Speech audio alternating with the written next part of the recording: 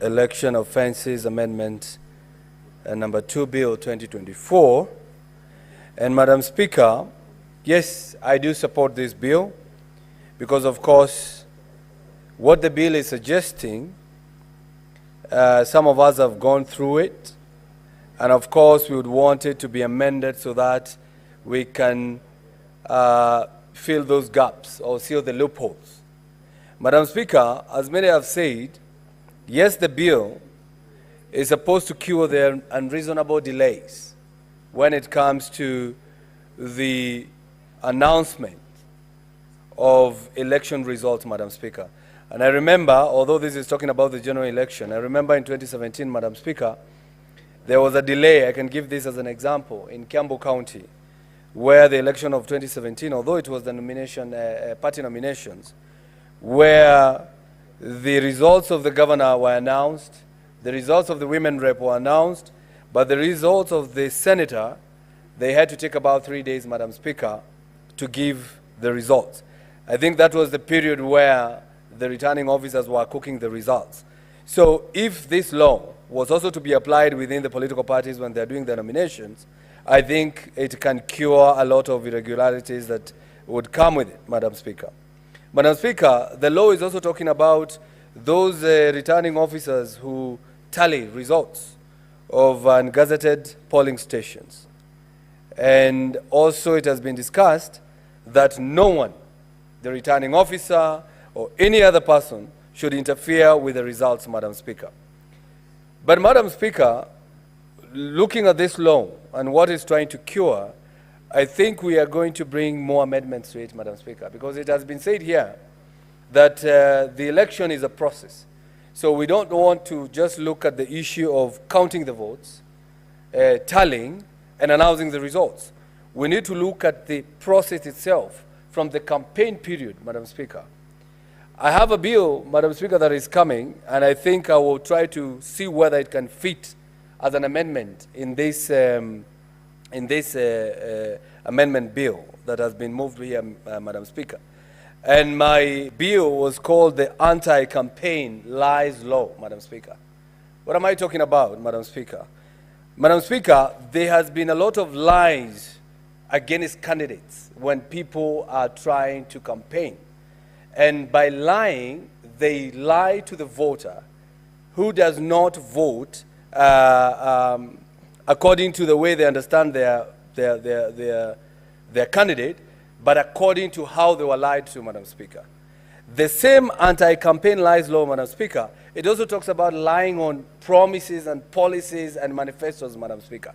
And this is something that we need to look at as a parliament, that we should not allow people to stand and lie to the voter, and the voter will make a decision thinking that I'm voting for you to provide what you've just said, and yet once you get in there, you change. So you made me vote for you as per what you had said, Madam Speaker. So I think this is an amendment that we need to bring into this law. And I can give an example again in 2017, Madam Speaker. Again is the campaign, the gubernatorial seat in Kiambu County in 2017, against the former governor, William Kabogo, and the former governor, Waitito Babayao, Madam Speaker. And it was said the governor then, in Kiambu County, had said nasty things about women. And by that, Madam Speaker, Governor Kabogo lost his seat. But nobody was able to prove whether he had actually said what it was purported to be said. And the person lost the seat. But since we do not have a law that talks about the anti-campaign lies law, he could not go anywhere. We call it propaganda and people think it's okay. Another example, Madam Speaker, we have the CS for mining. The CS, the former governor of Mombasa, Joho. He is on record, Madam Speaker, saying that he will never work with the President William Ruto. He called President Ruto a thief, and he said, I cannot work with him. Madam Speaker, many people never voted for William Ruto then because they believe in Joho. But today, Joho is in government. He is working under the same president, the same Ruto that he said he will never work with. So, Madam Speaker, they lied to the voters, and the voters did not make the right decision. The voters of Mombasa never voted for us, never voted for Ruto, never voted for President Ruto, Madam Speaker, because they believed in what was said by the then Governor Joho, Madam Speaker. So what I'm trying to say, and what I'm... What's your point of order, Senator Eddy?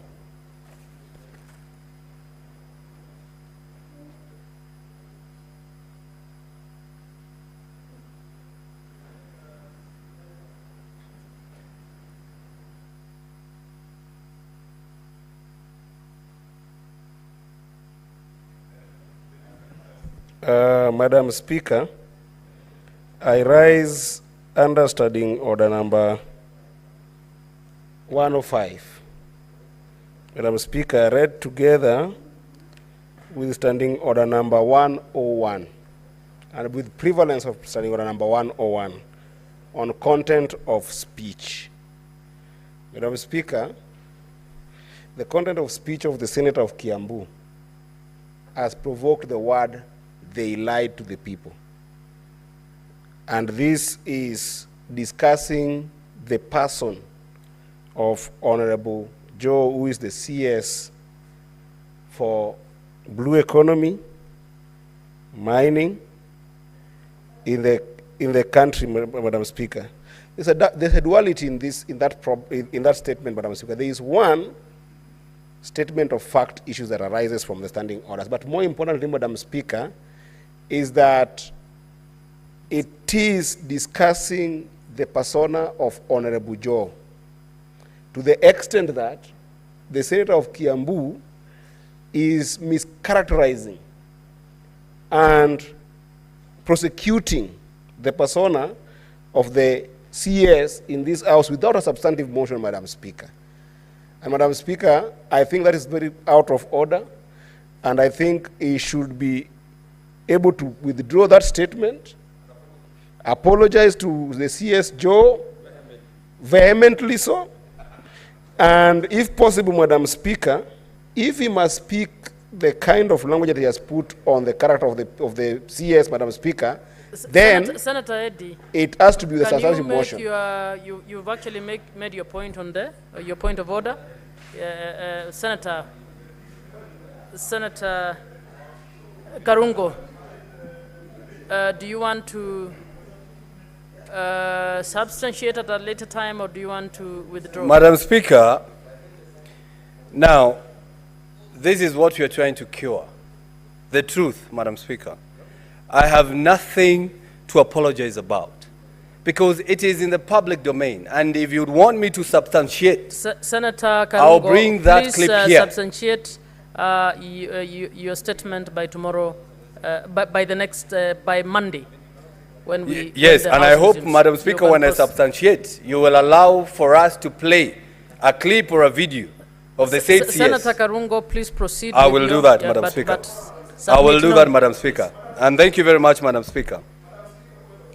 Madam Senator Speaker, Eddy, what is your protects point of order? me. He has not even spoken. No, just speak where you are, please. Madam Speaker, I stood under the point of order 101 and point of order 105. The Senator of Kiambu has responded to point of order 105, where he says he can be able to substantiate, Madam Speaker. But that substantiation, Madam Speaker, is an allegation that is tantamount to discussing the character of the CS, Madam Speaker. Understanding order 101, he cannot discuss the Senator CS Eddy, without a substantive motion. That decision can only be made once he substantiates. Please. Madam Speaker, I would say that Senator Eddy has a red tie. Order, Senator Eddy. He has not continued to discuss the CS. That is your own saying, please. Thank Senator you very much. Karungo, you will substantiate Yes, on Monday and proceed with your statement. Thank you, Madam Speaker. I'll do so. Madam Speaker, we can always substantiate the truth, and we will do that, Madam Speaker. Thank you very much. What I'm trying to say, Madam Speaker, is that this law is only talking about the voting, how to vote, where to vote, the tallying, the counting of votes, and then projecting the votes to the country to understand or to know the results, Madam Speaker. And that's what I'm saying. The issue is not about counting the votes. We are all here, Madam Speaker. We were voted for. It was counted. It was announced. It was said that so-and-so won. We even went to the courts, and it was ruled that so-and-so won, Madam Speaker. The issue is not about that. The issue is about the process of how we got there, Madam Speaker. And that is what we should cure. And I said, the issue of campaigns, Madam Speaker, there is a lot of misinformation and false statements in political campaigns. And that kind of misinformation misleads the voter about the candidate, about the policies, and of course about the election process, Madam Speaker. I remember, and I like giving these examples, and I hope Senator Eddie won't start when I give this example. During the Moi era, Madam Speaker, people were being lied to. They were told, if you don't want Moi, you put X where his name is. Madam Speaker, it was said all over. But you know, by putting X next to a person, that is a mark to vote for someone. And that's how people were winning election, by misleading people. By telling, if you want so and so, you put right. And if you don't want them, you put X. So again, you destroy the vote, Madam Speaker. So this is what we are talking about when it comes to misleading the people when they are making a decision. Madam Speaker, we need to protect the voters' rights. And that is the example that I gave that here today, Madam Speaker, by penalizing false statement that may influence voters' behavior, Madam Speaker. Madam Speaker, I was voted for. I said I will stand with my people and I will listen to my people, Madam Speaker. And this was said, and I like Senator Kajwang the other day, he is on record, saying that maybe we should also make it very easy for the citizens of this country to recall us from the parliament. We should make it easy for the public to impeach a senator and impeach a member of parliament. We have made it easy for governors. We have made it easy for presidents and deputy presidents. And now, Madam Speaker, by the way, we never knew you could remove a vice president. Now we have seen. Now, it's a drill, Madam Speaker. Maybe what is coming is bigger than that, Madam Speaker. But what I'm trying to say here, Madam Speaker, is that now we know that it is easy to impeach a deputy president, a governor, a deputy governor. But why is it so hard to remove an MP? Why is it so hard to remove a senator? I stand with Senator Kajwang when he says he's going to bring the law that will make it easier for us, for the public, to remove the MPs and the senators and the MCA, yes. I think I'm going to add that, Madam Speaker. Because when we were voted for, we said we are going to listen to our people. Are we listening to them? Our people tell us, don't pass the finance bill. They even come to the streets, but we still pass, Madam Speaker. So I think this bill is an issue of not just votes. We also need to protect, or to make it an election offense when you lie to the people for them to vote for you. Because lying to the people to vote for you, you are voted under pretense, Madam Speaker. And that is conmanship, and that is against the law, Madam Speaker. Madam Speaker, as I support this bill with the amendment, I want to give an example. In 2010, the general election of the United Kingdom, there is a candidate by the name Phil Woolers, Madam Speaker, of the Labour Party, who was found guilty of false information following the Section 106 of the UK Representation of the People's Act, Madam Speaker. And what was the problem, or what was his issue, or why was his election nullified? It was nullified, Madam Speaker, because he lied against his opponent by the name Ellie Watkins, Madam Speaker. How did he lie? He said, if you vote for this man, he is an extremist. He is following Muslims. And if you vote for him, he will run away from the constituency and live in another constituency, Madam Speaker. But their law protects that. So Mr. Watkins went to court and said, how did he know I'm going to move? How did he know I was an extremist? And so the court listened to the case, and his election was nullified and was barred from running for the next 3 years, Madam Speaker.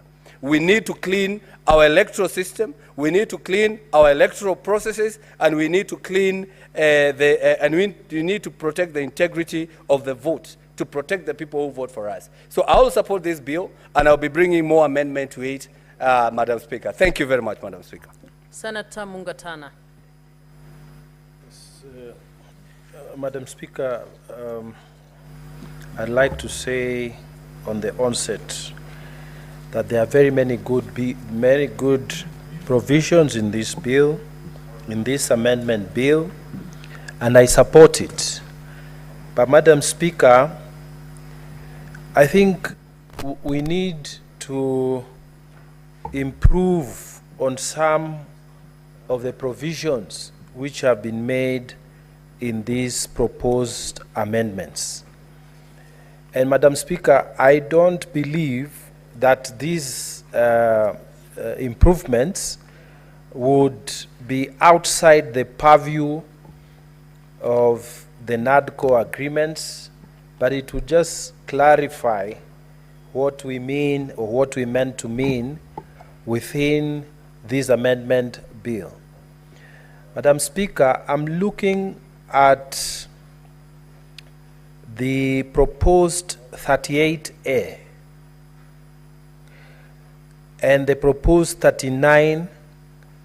These clauses, Mr. Speaker, Madam Speaker, that deal with the declarations of results, they are not very clear. And I think some clarity at the stage of amendments at the committee stage, we will need to put some clarity into this. Madam Speaker, 39, which is a new proposed clause, is talking about determination and declaration of results. Now it says